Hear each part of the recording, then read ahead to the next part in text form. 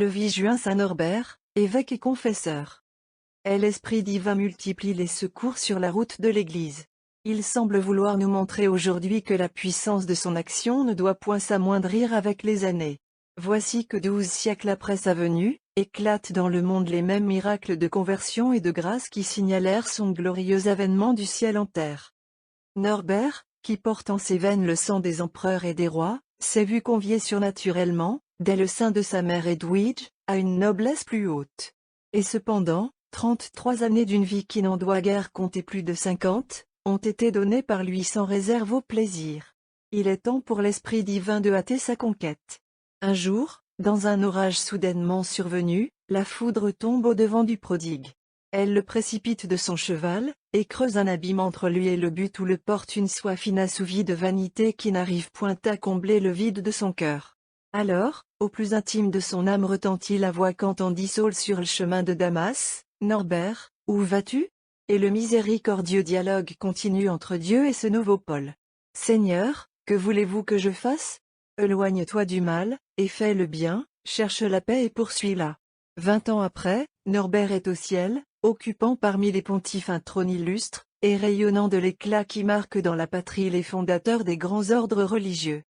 Quelle trace profonde, durant les années de sa pénitence, il a laissé sur terre. L'Allemagne et la France évangélisées, Anvers se délivrer d'une infâme hérésie, Magdebourg arraché par son archevêque au dérèglement qui souillait la maison de Dieu, tant d'œuvres dignes de remplir une longue et sainte vie, ne sont point pourtant les plus beaux titres de Norbert à la reconnaissance de l'Église. Avant d'être appelé malgré lui aux honneurs de l'épiscopat, l'ancien hôte de la cour impériale avait choisi dans les forêts du diocèse de Laon, pour prier Dieu et châtier son corps, une solitude inhabitable.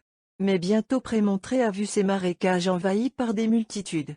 Les plus beaux noms de la noblesse venaient demander au grand pénitent la science du salut. En même temps, Notre-Dame lui montrait l'habit blanc que ses disciples devaient revêtir. Saint Augustin leur donnait sa règle. Une famille nouvelle de chanoines réguliers, la plus illustre, était fondée. Ajoutant aux obligations du culte divin solennel les austérités de sa pénitence ininterrompue, elle dévouait également ses membres au service des âmes par la prédication et l'administration des paroisses. Il fallait, dans l'Église de Dieu, ce complément à l'œuvre des moines qui avaient relevé, au siècle précédent, l'épiscopat et la papauté du servilisme féodal. Les moines, quoique n'excluant de leur vie aucune œuvre sainte, ne pouvaient cependant, aussi nombreux qu'il eût été nécessaire, quitter leur cloître et prendre sur eux la charge des âmes, que tant de pasteurs indignes du second ordre continuaient de trahir, dans le XIIe siècle, au profit de leur passion simoniaque et concubinaire. Seule, néanmoins, la vie religieuse pouvait relever le sacerdoce, depuis les hauts sommets de la hiérarchie jusqu'au dernier rang de la milice sainte. Norbert fut élu de Dieu pour une part de cette œuvre immense.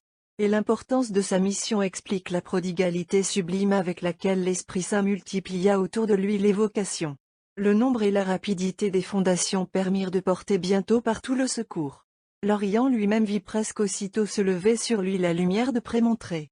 Au XVIII siècle, malgré les destructions des Turcs et les ravages de la prétendue réforme dans les pays où sa diffusion avait été la plus grande, l'ordre, divisé en 28 provinces, renfermait encore dans presque toutes ses maisons de 50 à 120 chanoines, et l'on comptait toujours par milliers les paroisses confiées à ses soins. Les religieuses, dont la sainte vie et les prières sont l'ornement et le secours de l'Église militante, occupèrent dès l'origine la place qui leur était due dans cette innombrable famille. Au temps du fondateur ou peu après sa mort, on en comptait plus de 1000 à Prémontré même. Un tel chiffre pourra nous donner une idée de la propagation vraiment prodigieuse de l'ordre à ses débuts. Norbert étendit également sa charité aux personnes qui, comme Thibaut comte de Champagne, eussent voulu le suivre au désert, et que la volonté de Dieu retenait dans le monde.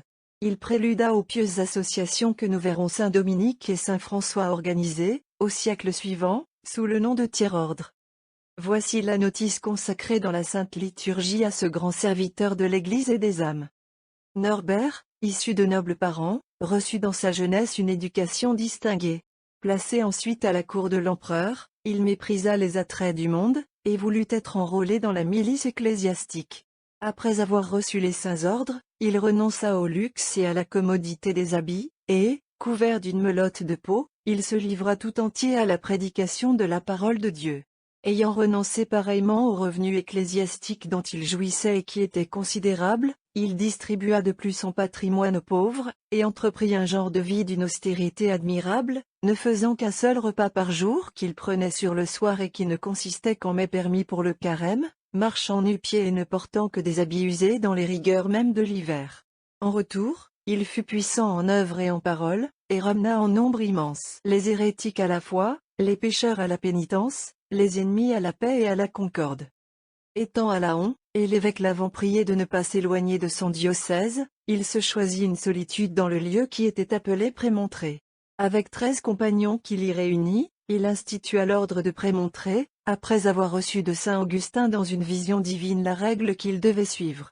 La renommée de sa sainteté se répandant de plus en plus, et un grand nombre de disciples venant à lui tous les jours, son ordre fut confirmé par Honorius II et par d'autres souverains pontifes.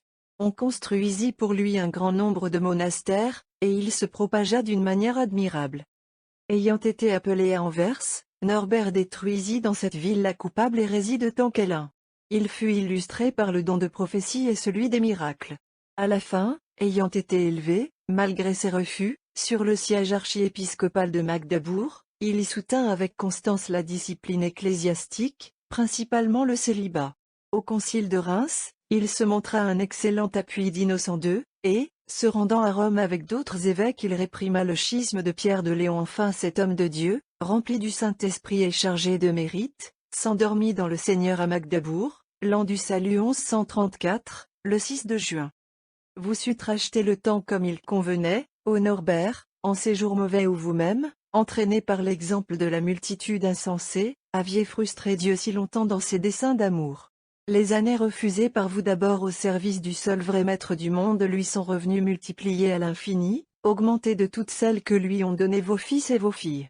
En 20 ans, vos œuvres personnelles ont, elles aussi, rempli le monde.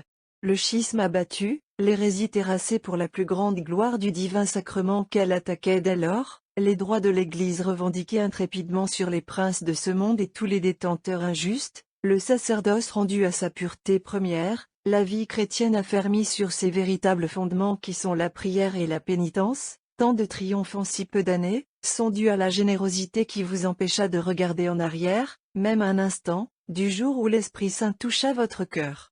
Faites donc comprendre aux hommes qu'il n'est jamais trop tard pour commencer à servir Dieu.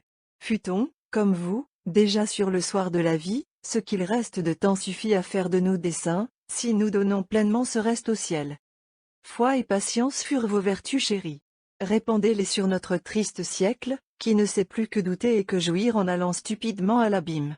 N'oubliez point dans le ciel, ô apôtres, les contrées que vous avez évangélisées, malgré leur oubli, malgré leur retour aux tromperies de l'enfer.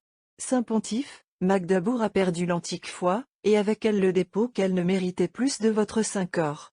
Prague possède aujourd'hui vos reliques sacrées.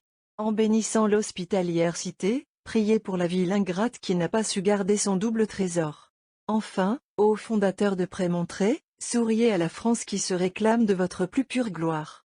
Obtenez de Dieu que, pour le salut de nos temps malheureux, il rende à votre puissant ordre quelque peu de son ancienne splendeur. Bénissez dans leur trop petit nombre, ceux de vos fils et de vos filles qui cherchent, en dépit des hostilités ridicules et odieuses du pouvoir, à faire revivre chez nous vos bienfaits. Maintenez en eux votre esprit. Qu'ils sachent trouver dans la paix avec eux-mêmes le secret du triomphe sur les forces de Satan, que les splendeurs du culte divin soient toujours pour eux la montagne aimée d'où, comme Moïse, ils rapportent au peuple chrétien, nouvel Israël, la connaissance des volontés du